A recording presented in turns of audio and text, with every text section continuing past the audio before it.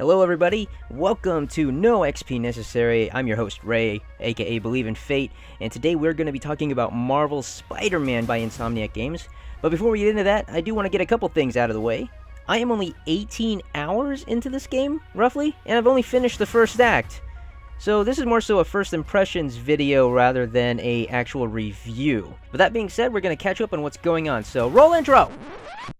Okay, Insomniac made the choice to not do another origin story because, we've had way too many of those. Too many Uncle Bens getting killed. I'm not for seeing Uncle Ben getting killed every couple years with every new reboot. I'm sure everyone knows Spider-Man's origin at this point. So instead, we're greeted with a quick pass of Peter's room with not stuff. Hold on, pause! Is that an Amazing Fantasy? First appearance Spider-Man? Not in a bag and board? Peter, you're an animal. Bloody savage. I'm sorry, just comic guy in me. Anyway, let's continue. As I was saying, there are a lot of nods to his origin, more than enough to get caught up. In this game, what we have is a more experienced Spider-Man. Peter Parker's been Spider-Man for 8 years. He is an adult. So what we see now is a Peter that's still struggling with the conflict of balancing his superhero life with his normal life. At the end of the day, Peter Parker's a normal guy, albeit a little smarter than the average person, but he still puts his pants on one leg at a time. But that's what makes the character not only endearing, but relatable. I could talk all day about why I love Peter Parker and Spider-Man, but I'm not going to. Instead, we need to talk about this game, so how about we go do that?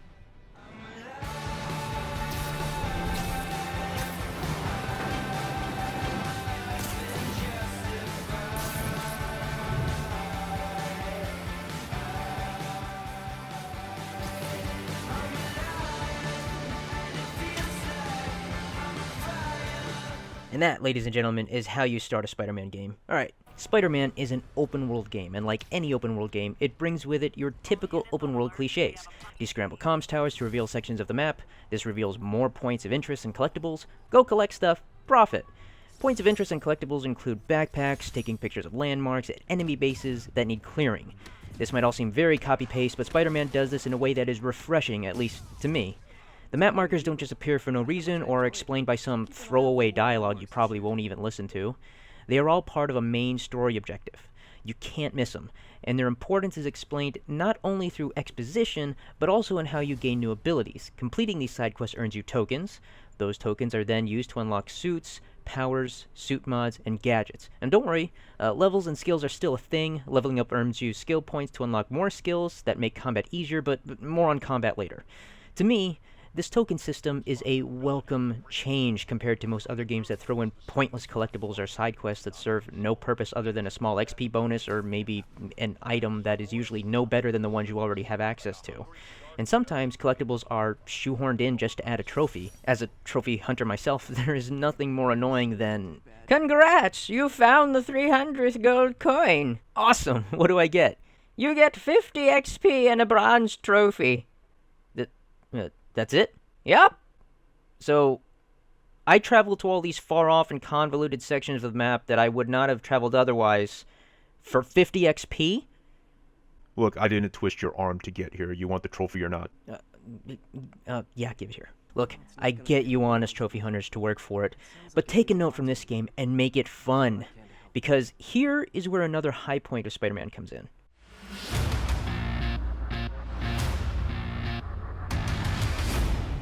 Not a lot of previous Spider-Man games really nailed the ease of swinging through New York. Spider-Man 2 is usually the first game that comes to mind in regards to the last great Spider-Man game. Just the fact of your webs needing to be anchored to a building in order to swing, and there was actual momentum when you did it. Not like this nonsense here. Ugh. The controls for this latest game are simple and just feel even better than that. I can't think of any other game with this kind of mechanic being so satisfying. It's one of the many reasons why I believe that Spider-Man games are important and unique in regards to superhero games, but that's just me. You have to nail the web swinging, and that's exactly what Insomniac Games has done. It's difficult to describe, but I can't help but feel enthralled and excited when I get a good flow going, like just barely making it over buildings or narrowly making it through alleys. Mirror's Edge gave me similar feelings with its free running. This aspect of the game is what makes the search for collectibles fun.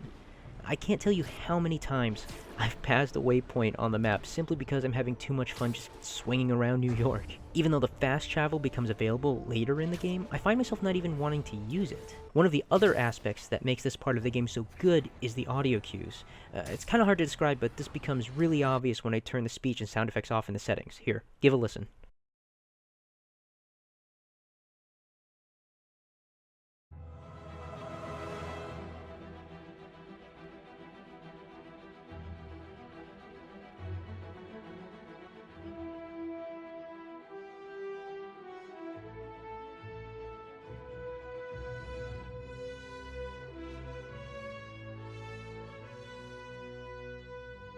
It's subtle, but you just feel like a superhero. You are Spider-Man. And of course, to complete that feeling, you need to start fighting some crime, which leads us to...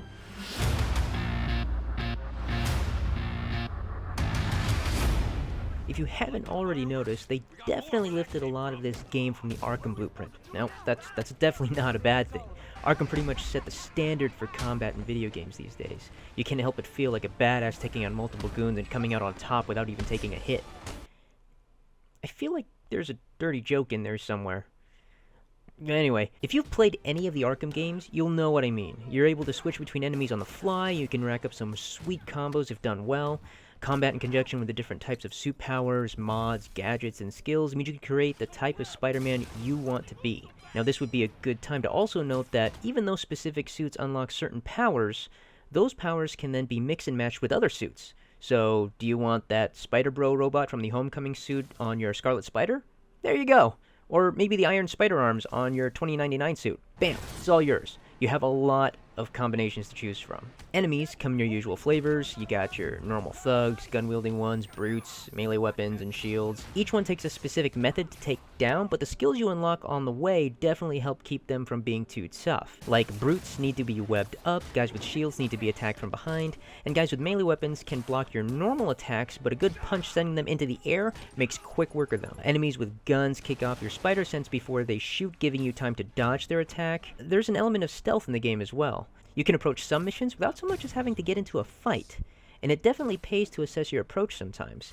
Identifying who the biggest threat is and neutralizing them first will go a long way. Now after a while, some might find the variation in enemies boring, but so far it's kept me on my toes.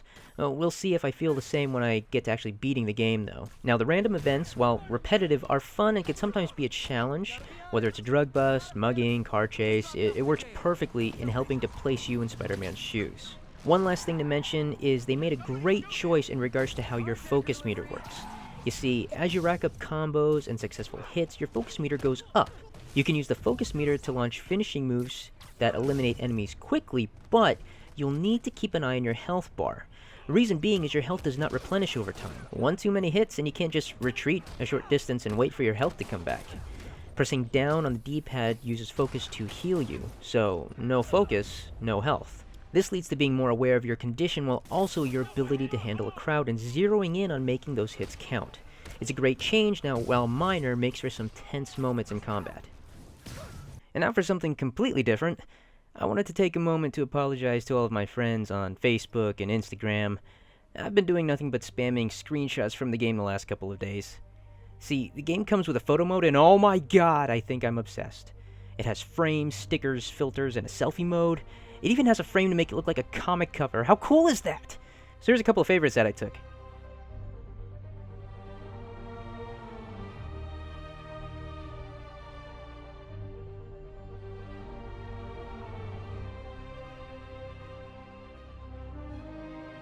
Hey, so you want to know what's the best part of doing voiceover instead of being on camera for these videos? I don't have to wear pants. Guys? Okay, so far I clearly love this game. Insomniac Games did a phenomenal job in my opinion, and I couldn't think of anyone else putting in the amount of dedication as they have into this Spider-Man game specifically. Going as far as to have Marvel Comics writer Christos Gage, who wrote arcs for The Amazing Spider-Man and the Superior Spider-Man books, to come in and work with the Marvel Games writers on the story, and how they willingly chose to make a Spider-Man game just tells me that they were destined to do this. Their dedication to crafting a great story is what a great Spider-Man game needs, I think. And if you haven't already, I highly highly recommend you check out their dev diaries on YouTube. I just have to give them credit where it's due, because so far, this is my favorite game of the year. Insomniac Games is definitely aptly named, seeing as I've spent way too many sleepless nights staying up trying to play this game, and I look forward to finishing it, as well as playing whatever content they happen to release into the future, and hopefully a sequel.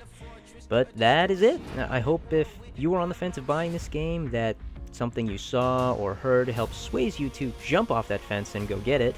Maybe I'll do a full opinion video about it when I actually beat the game. I don't know. We'll see. But until then, thank you very much for watching, and keep on gaming. Ray out.